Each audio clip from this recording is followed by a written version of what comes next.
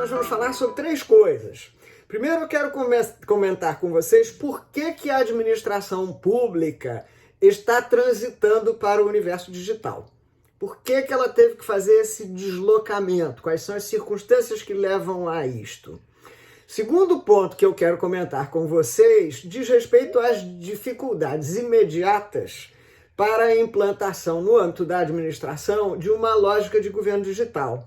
Quer dizer, quais são os problemas que a gente tem que superar para que efetivamente a administração pública ingresse neste universo do governo digital.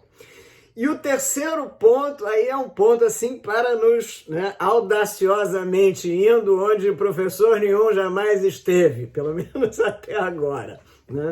Terceiro ponto são dois desafios futuros para o governo digital: regulação e metaverso. Muito bem. Vamos então ao primeiro. Por que a administração pública se encontrou com o governo digital, ou com o universo digital, melhor dizendo? Essa expressão governo digital, ela sugere uma transformação, ela sugere um movimento, do modelo analógico, que é o modelo tradicional comum da administração, de operações que são baseadas em ferramental e tecnologias associadas ao mundo físico. Então nós vamos sair deste modelo, de uma matriz de desenvolvimento das operações e de um ferramental vocacionado a atuar no mundo físico, para um outro modelo, que é o modelo digital, onde você terá que desenvolver matrizes e operações apoiadas em ferramental digital para o desenvolvimento das mesmas atividades que se propõem ao Estado. Então, a transformação digital, e essa é uma ideia assim, que a gente tem que fixar de saída, ela envolve o redesenho de uma transação para a era digital. Então, se a gente for pensar, até por conta do momento que vivemos, nós tivemos outras transições para o campo digital. Mas vamos pensar, por exemplo, na transição da comunicação para a era digital. Qual é a comunicação de que cogitava a Constituição de 88? Não preciso nem ir tão para trás. A Constituição de 88 ainda cogitava da comunicação que se estabelecia pela carta. O papel, a tinta lançada sobre aquele meio físico, o meio físico no outro meio físico que era o envelope, com um terceiro meio físico que era o selo, e assim ia. Mas nós tivemos uma transição disso, um redesenho de como essa transação, comunicação se dá. Então saímos da carta ao WhatsApp. Então a atividade de comunicação entre nós foi redesenhada quanto à extensão, quanto à forma, quanto ao vocabulário. Então, no tempo da carta, a comunicação tinha um ritmo, porque se sabia que a carta ia demorar X tempo para chegar. No tempo do WhatsApp, ela tem outro ritmo, ela tem que ser imediata, ela tem que ser instantânea, o que nos levou a reduzir o tamanho das mensagens, usar as abreviaturas, usar emoji e outros símbolos. Ela criou uma outra etiqueta, A comunicação digital, escrever em letra maiúscula é gritar. Então não faça isso é muito mal educado. Então veja como a transação se comunicar mudou substantivamente porque transferiu-se para o meio digital. Então, transitar para governo digital vai envolver redesenhar as transações que acontecem na relação com o governo, com a administração pública. E aí isso já é um primeiro desafio, porque a administração pública ela normalmente é conservadora, como o direito é conservador. Então, redesenhar o modo de realização de transações já vai gerar uma primeira dificuldade, uma primeira resistência. Um componente que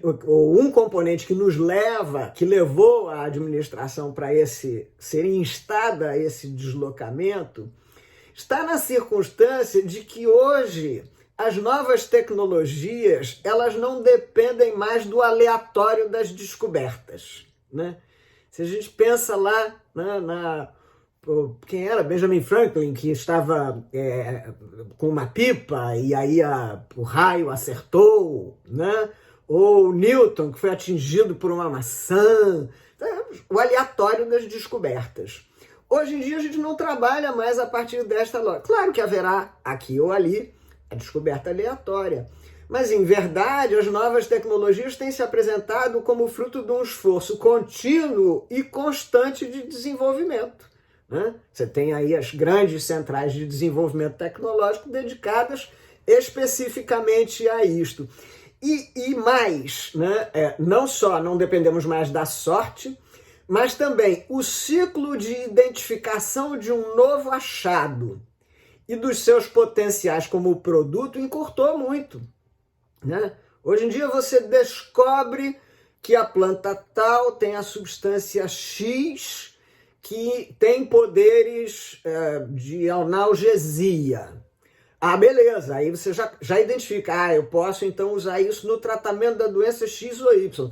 Bom, mas se tem poderes de analgesia, será que tem aplicação cosmética também? Será que tem outro?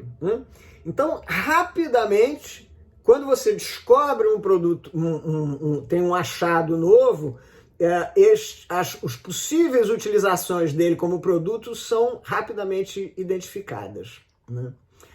Muito bem. No âmbito específico da administração, o que também nos contribuiu, nos induziu a esse direcionamento para o universo digital? Bom, na perspectiva interna da administração, a gente teve uma inequívoca ampliação quantitativa e qualitativa das suas atividades. A administração hoje faz mais nos dois sentidos. Mais atividade no sentido quantitativo e mais atividade no sentido qualitativo. Se ocupa de coisas diversificadas, né? E isto, né, essa pressão sobre a administração, vai exigir dela buscar um ferramental possível, o que exista, o que esteja disponível, para potencializar recursos escassos. E aqui estou falando de recursos de toda a ordem. Gente, equipamento, dados, né? Isto que a administração tem e que ela utiliza para atender às necessidades públicas precisa ser potencializado. E aí, portanto, vamos buscar o ferramental disponível. O ferramental da era digital propõe, né, a oferecer ganhos de velocidade de resposta. E isso pode ser muito relevante para a administração, né? Ele também propõe permitir, né, multiplicar a intercambiabilidade das informações. Então, aquela informação que está lá na Secretaria de Desenvolvimento Social pode transitar para a Secretaria de Fazenda, transitar para a Secretaria de Saúde, né? Aquilo permear a administração toda de uma vez, num nível ou eventualmente em vários níveis, para permitir ações coordenadas entre os vários níveis federados. Tudo isso são promessas do universo digital, né, que levam a administração para esse cenário. Na perspectiva externa da administração, as coletividades a que ela serve, a cidadania, estão no digital, né? Quem hoje em dia não está no digital, em alguma medida, né? Então esse ambiente, o ambiente digital, é um ambiente de informação para muitos, boa ou ruim, né, como a gente bem sabe, de debate, né, e de celebração de transações de toda a ordem, né? Quanto hoje em dia não se realiza de contratações no ambiente digital, né, de toda a ordem. Muito bem. Outros elementos ainda relevantes para esse deslocamento da administração para o cenário digital. Já vimos aqueles do desenvolvimento tecnológico, aqueles internos à administração, os externos, mas outros elementos relevantes. O primeiro deles é o chamado pensamento computacional. Estou aqui usando uma expressão de um autor que eu gosto muito, chama-se James Bridle. O que é o pensamento computacional? É uma percepção que a gente tem, possivelmente errada, mas temos, né, de que a operação subsidiada pelo computador será boa, adequada, né, revestida da devida acurácia. Então a gente se pacifica. O computador é que funcionou nisso. Então deve estar certo, né? Então isso nos induz. Olha, vamos trazer máquinas para a solução, porque isso vai ajudar a uma solução mais adequada.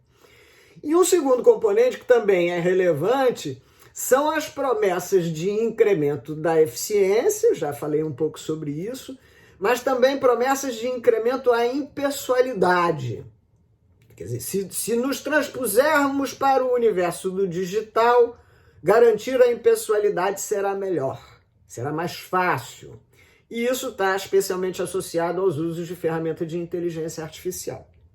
Então não teríamos mais, em tese, né, o jeitinho, está aí o fulaninho, que é quem cuida do meu processo, nada disso se teria mais.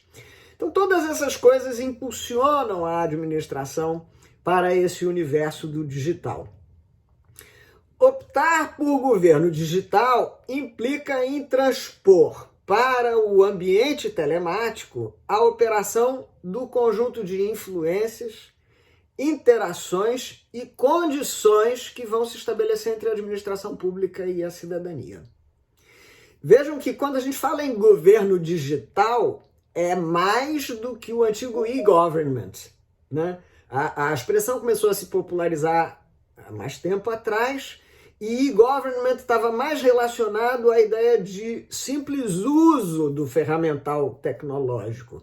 Mas o governo digital é mais do que isso, é mais do que você ter a tecnologia, é você redesenhar as transações e passar a operar segundo a matriz que é própria da tecnologia e se beneficiando do que ela permita, né?